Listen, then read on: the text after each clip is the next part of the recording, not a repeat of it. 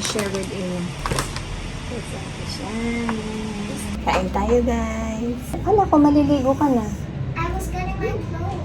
Sige. Yung tsura ko, maliligo pa kami. Dadating na sila kuya. Sila muna yung namalengke, si ate at si kuya. Pero dito lang sa wet market kasi gusto nila doon mamili.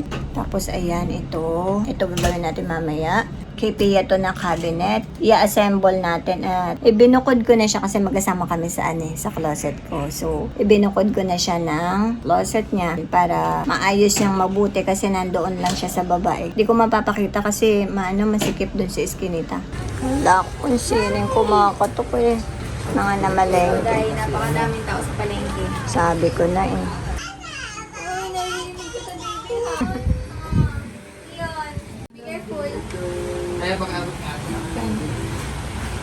Gusto niya doon sa may likod. Sumusuot pa siya doon. Where are you? Hi, Mommy. Leon? Mommy's here, Where's Leon? Ay, Walang Mommy. walang nanay. Mas malakas si Miss Rachel. Come here, come to mommy. Ay, naku naman. Galing naman loko. Meron parang groceryhan na pinamilhan din sila ate. Ang kuya. Yan, mga kailangan nila sa pagluto. Hindi lang isang araw to na malengke na rin ng mga pangluto-luto sa araw-araw. Egg and cheese. Walang rino. Meron? Ano ba to? Libre spread. Tapos ito pa. Tinapay. Buti may Monday doon. No? Naka-deliver lang yan. 29 pa yan. Ang expiration. Tagal pa. Oo, matagal. Ito naman, burger bun. Yung mga ganito, tinatabi namin para kay Sana pag mag-CCR siya. Tapos, ito yung mga gulay na binili nila ate at kuya. Konti lang to. Magkano ganito? Nakalimutan na namin. Mahal na ang kilo niyan. Ang carrots kilo is 170 kilo. Ang patatas mas mura doon. 160. Madami Dito tayong kasi- patatas. Hindi, yung tinanong ko lang. Hmm. Kasi dito 200 ang kilo sa baba. Hmm. Doon 160 ang kilo. Ayan, pang kaldereta lang kasi kaya hindi na bumili ng isang bag na Yung lettuce na to ay si ate at sila ang salad and burger. mga pangluto nila para bukas. Ang mahal na mga gulay. Mahal gulay. Para ka Pepino nang... lang nga eh. 27. Wala, isang habang pepino lang, 85 pesos. 85 ba yun? Grabe naman. Kala ka 27. Siguro hindi niya panahon. Grabe. Ang mangga mahal dyan. Hindi pa season eh. Ang half kilo ng Japanese rice. Wow, bilog-bilog to ah. Japanese rice, bilog-bilog talaga ang Japanese rice. Magkano to? 30 pesos. 60 isang kilo. Oo, 60. Ito yung nabili nila na isang piling ah. Ay, nalagas na lahat. Kanina marami pa yung nakakabit. Bago kami umuwi dito, may mga kalahati pa at nakakabit dyan. Hinog na kasi ang pinili namin kasi bukas naman nagagamitin. Huwag kayong kukuha ng ganun dahil medyo green. Yung hindi green na green, alam mo yung tangkay niya na medyo green pa ganun. Kasi pag ganito, tas madami, mahirap to. Pero pwede naman yan i-ano natin, i-bake. Hindi, pang shake talaga yan, kaya ako binili. Hindi siya pang kain. Ito malaki. Ito mas maganda sa malalaki. Ito. Tsaka, mas Yan mas mabango bango, to. oo, mabango. Oo, ito hindi naman masyado. Ah, Ito na lang, last na to. Ito lang. ayan lang. Ito, tatlo. Yan ang pinakaginto sa lahat. Yan ang mahal. Ay. 400 ang kilo Hindi niya. niya napansin. Hindi, baka nayupi lang maayos kanina yun, di ba? Bulokes eh. Nayupi kasi. Pang ano to? Pang salad. Sushi. Assemble na ni Kuya yung ano. Ay, tutulong Ay, tutulong daw ka? siya. Nahawakan yung kamay ni Kuya. Oo. Papabukas din siya. Oh, you gonna open it, Ion? What's inside the box? Balikbayan ba? What could it be? Mystery Mix. Ito kaya na. What's Sa kanya na yan. inside? Sige. Ayan, nagawak na siya. Oh. Wow! What's that? A skateboard. Plus kay Ninong, galing Saudi yan. Sige, oh. Ayaw. Mababagsak ka doon. Kaya niya, ang laki. Hmm. Ano ba yan? Frame ba yan? Galing ng puzzle mo, parang mahirap ah. Wala daw, ano yan, wala daw Assemble. screw. Walang...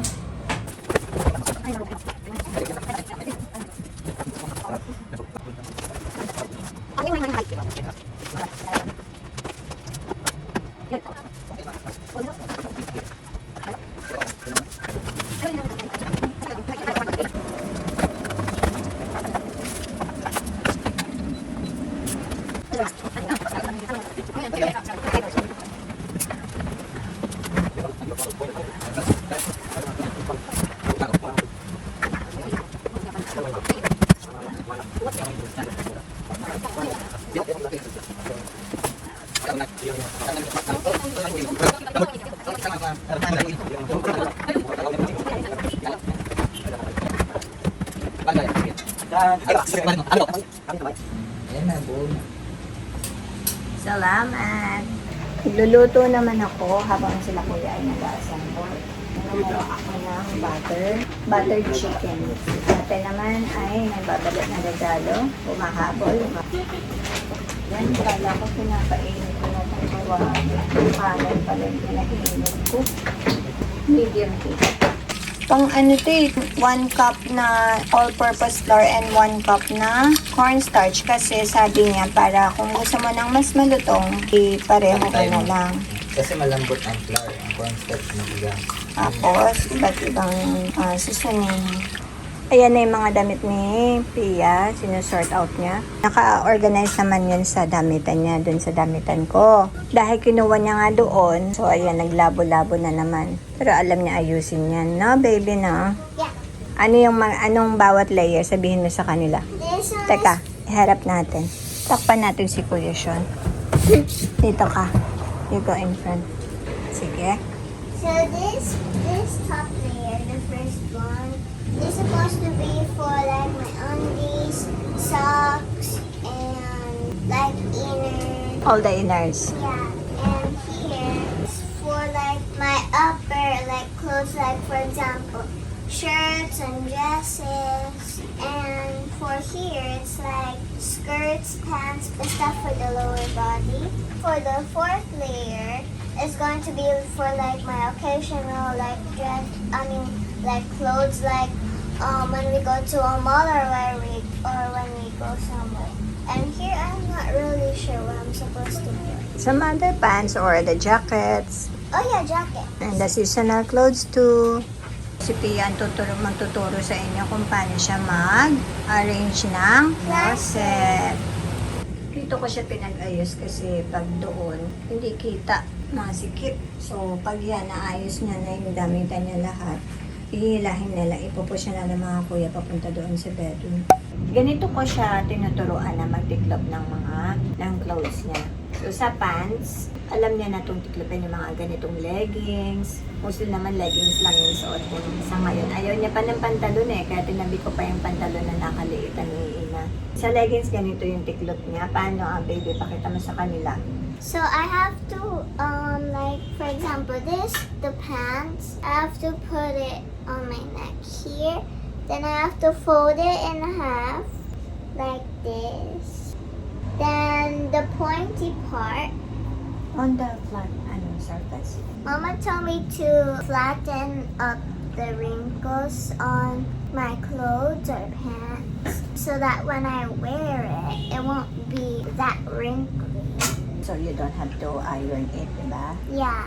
Then after that, after you fold it in half, I have to fold the pointy part here so that it's balanced. And then after that, you start folding it. Either you can start your way small to going there. And once you reach the pointy part here, when it goes there, you can either just do the last fold if you like it in this size, or you can fold it all the way here, then do it again here, and then fold it again. Same size older. It looks neat when it's the same size. So how about the shorts? The shorts, I do the same thing too. First you have to fold it again in half, And then I also, since there's always a pointy part, you have to fold it so that it can be symmetrical here by your sides. And you can either start at the top going to the bottom like that, or you can do the opposite. Okay. Or the sando. I like to fold the top one first with the sleeve because when you fold it like that, the straps won't be seen. So after you fold it like that in half, you fold it again so it'll just look like this pants. Then you fold it like this again in the middle, then do your last fold. Then it's like that. Very good. How about how you gonna fold the panties, our undies? So first, you have to fold them each at the middle, and then you just you fold it up here, then you have to put it in the last hole there, so that it'll look like this. It looks like socks. Since you mentioned the socks, again, the socks. Okay, so folding the socks is really easy. All you have to do is flatten out the wrinkles, and this time you don't have to like fold the edge, like the pointy part. Make sure that they're facing the same side. So you have to put them on together. You have to take either this one or this one. You have to open it, and then you have to put them inside out like that and put them inside. You can either do it up to the ankle or just do it short like that. Shirt ba to or sando? That's not sandal, it's a shirt but like with ruffles. So for this one, you'll make sure that your clothes before you fold it is always flat. But for me, when I fold these kind of like shirts or tops with ruffles, I have to put them on their back, and then I fold it on the sides to put it in the middle, and then I have to do the same thing on the other side too. Then after you fold two sides, you have to fold it like normal in the middle part, then going to the last part. Then it'll look like that. You should at least try the same size or almost the same size, because if it's like big and small, it won't look that neat. For the jackets, at first it was a little hard for me to understand on how to fold it because I kept forgetting. But for me, I learned how to fold it now, and you have to zip it up first before you fold it. If it has a hoodie, you can fold it like this here so that it won't see, and then you have to fold it on here on the side, but this time you have to like put it on top of the other sleeve so it'll look like one piece. It looks like pants. And then after that, you have to put the sleeves, the two sleeves, you have to bend it and put a diagonal on the bottom, so then you can start folding it again. And you're done. I'm gonna do the dress. Ah, sige. Gusto pa niya mag-fold. Sige. So up next is my dress, and how I fold my dress is it's kind of similar on how I fold my top. First, you have to put it on the back side, and then fold it here on the middle like this. Then you have to do the same here. Then you have to take your top part and fold it, and then fold it one more, and it'll look like this. So, siya na po ang bagong Marie Kondo. What is that? Yeah, in Japanese professional. Kilala siya sa home organization. Ito ang totoong Koreano Marie Kondo. Kakagising. He's gonna hold you. Okay, baby. So, sige na. He's Mag-ayos na. holding the stack. Lagay na yung mga damit.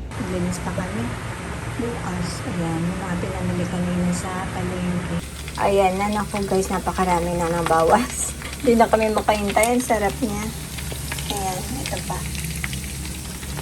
Kasi ginabi na ang aming ang tanghalian.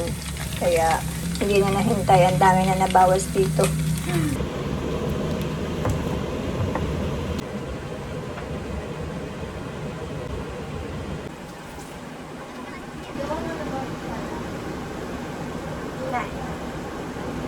Buttered chicken. Kain tayo, guys. Sabi namin, sabay-sabay kami kakain eh. Kaso lang, order si ate. Kumain sila ng mga fries, mga snacks, baked mac sa Zarts. So, maya-maya pa sila kakain. Ako, kain tayo. Gumaya ako kay plain soy sauce na savory. Kain tayo. Wala nga, kita mo yung itsura niya. Kaya ako rin, kahit kukunting.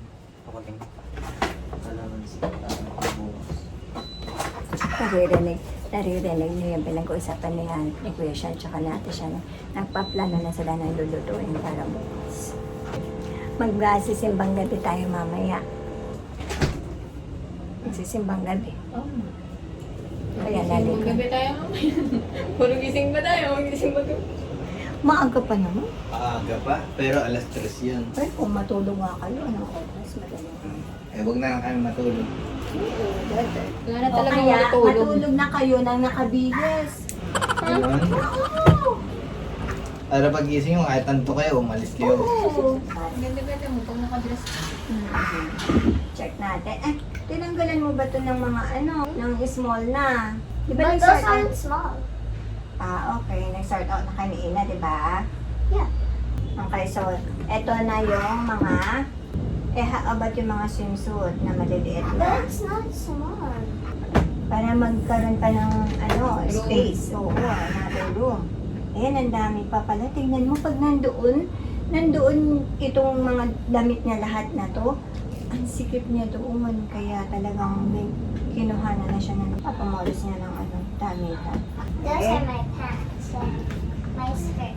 May mga bababa pa na pajama. Ayan, para makikita din niya yung mga susuotin niya. Nako guys, kung nakikita niyo na paulit-ulit yung damit nila ni Ina, marami silang damit na hindi na susuot. Sila yung pinahayaan ko na sila yung magdamit sa sarili nila para matutungan sila. Pero pagka, depende sa okasyon, pagka hindi pwede sa okasyon, pinagpapalit ko yan sila. Pero sila talaga yung paulit-ulit, bawa malling, mostly, di ba, malling yung nakikita niyo. Yun ang gusto nila suotin. Pero ang dami nilang damit. Hindi na susuot lahat, lumiliit lang. Oo. This is my dress and skirt. Ayan ha, suotin mo yung mga yan. Sayang ka ako pagka lumiit. Sabi ko kahit itong everyday mo na lang. Diba? Everyday mo na suotin. Then this one's for like my jackets and my sweater. Okay. So, ayan nga.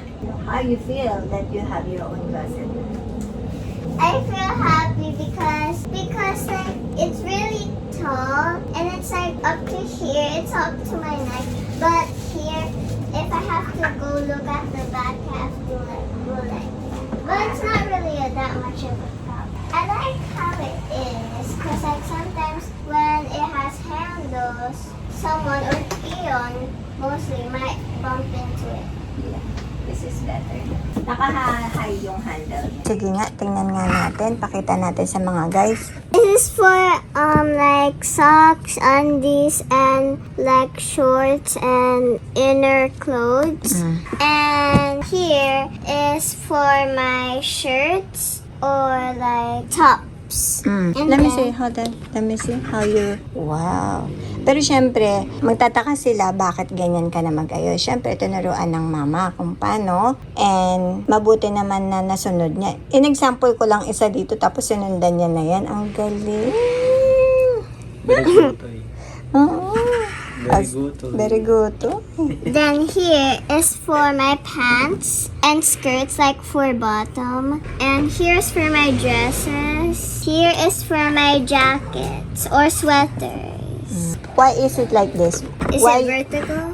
Hold on. Because it saves more space. Because if it's like flat like that, you'll keep stacking it up, and then you'll reach here easily. Then it takes up more space than putting it vertical. And diba, when the arrangement is like this, sorry baby, hold on, let me show it to them lang para pag may bata na gagaya sa'yo. Alam na ng mga mamshis, pero yung mga bata na makakapanood, kasi may mga classmate din sila na nanonood sa kanila, sabi ko, bakit ganito yung arrangement na tinuro ko? Kasi pag humila sa gitna ay hihila na lahat. So, magugulo na yung inayos nilang closet. So, kaya ganito. Tsaka, kung hanggat makakaya nila ay pare-pareho ng size lang yung t-shirt para maganda tingnan. Manit tingnan. Ayan ang mga aaten ng Christmas party ba aatenan nyo? O church? Kaya, ayan ang mga bata. Ano ka ba? Mamamas po kami. Oo nga, no. Umas ko na kayo ha, makarami kayo. Parang aaten ng Christmas party yung mga bata. Unang gising ayaw. Ako yung nanay niyo. Organizer ng Jollibee. Ay, talagang ano mo kasi Jollibee December 24 na. Mag-open na ng gifts mamayang gabi. Pagdating daw kasi doon, baka tapos na daw yung service mas. Late na kami. Late na. Pero mag-4 pa lang. 4 a.m. Ako na yung mag-organize ng Jollibee. Yun na mo. Ano na nilang weteng? Pila kay Ninang. Pila. Pila kay Ninang. Bless. Mag-bless kayo mamaya sa akin. Bigyan ko kayo ng benta. Ng benta yung bariya. Ito si si Miss Mingjin. Ay, ang ganda-ganda naman ni ate. Ang baby Parang ihahatid sa airport Ang baby namin. Uy, imported yan. Galing Toy Kingdom yan.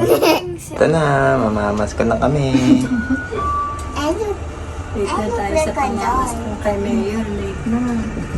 Hindi na kayo mamasak. Ten.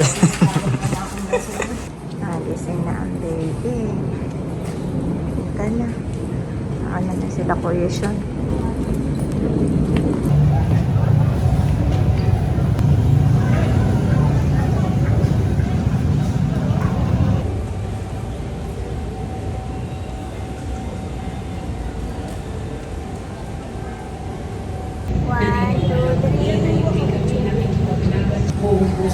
Nakahiga. Sino yun? Sino yung nasa loob? Papa Jesus yung mag-pray.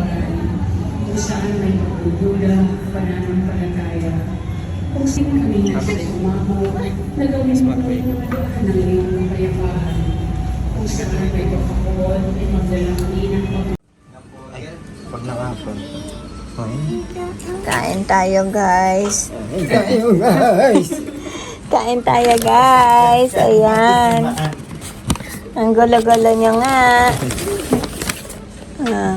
Nabasbasan kasi sa simbahan. Good morning! Fast food agad! Kain Tapos tayo. hihilingin mo kay Papa Jess, sana mababa yung buhay mo. Maging healthy ka. Sana magkakasakit. Ang dami mong alam.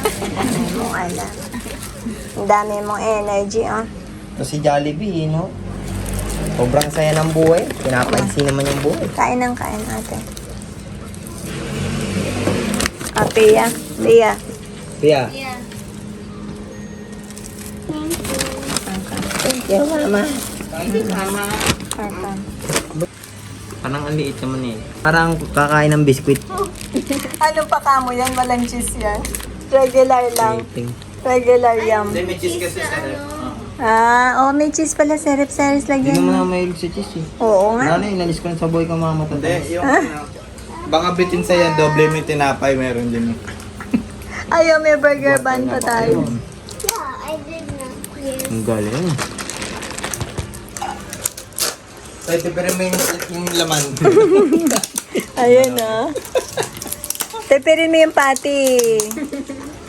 Kaya nga no, dinoble na lang yung tinapay. Okay lang nun kasi pagkagat mo nun, basta may lasa pwede mo. Inside the box. Ginawa ni Ina ko, Tia. What's in the box? What could it be? Oh my God. Is that baby Kion? Close that box, ate. Kunyari lang. Sit down. Gusto naman talaga ng nanay. Oo, sige, sit down. Who's inside the box? Who's inside the box? Yay! Kion! Ayun. What's inside the box? Sakto. What's inside the box? Is that Kion?